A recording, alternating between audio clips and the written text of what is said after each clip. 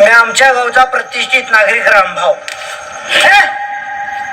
त्या दरबारात बसलं चालत नाही, सगळे जीव मला सारखेच. ए बाबा, अरे आमच्या गावात एक असा येडपाड बाबा नावाचा माणूस आलता, रामभाऊने त्याला ताणून मारलं.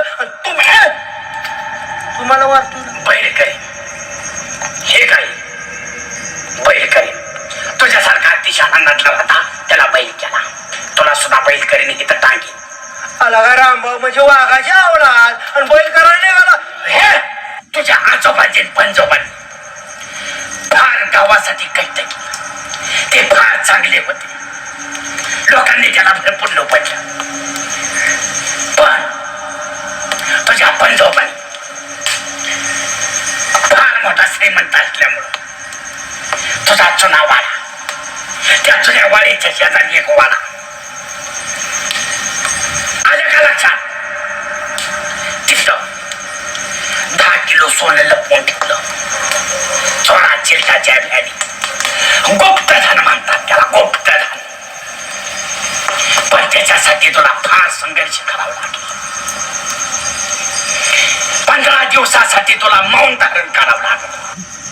म्हणजे बोलायचं नाही? बोलायचं नाही 15 दिवस. अरे बुवा, दिल्लीपर्यंत मला भाषण ढोकावं लागते ती.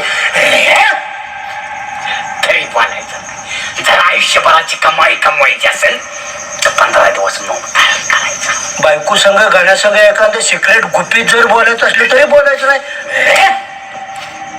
येताना खाली हाताळी आला, दरिद्री असल्यागत आला, बेकारी असल्यागत आला.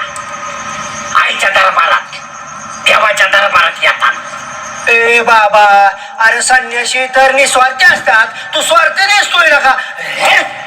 मी फुकाट कोणाचीच काम करत नाही.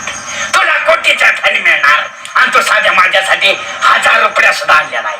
बघ, विषय जर मी लखपती होण्याचा असला, कोट्याधीश होण्याचा असला ना, एका मिनिटात स्वॅप मारतो, तुला 1000 रुपये ट्रान्सफर करतो. ते इकडं हे मी जाळा जागा टाकायची वस्तू होय. अरे कोट्याधीशीची रक्कम आहे. जास्त बोलायचं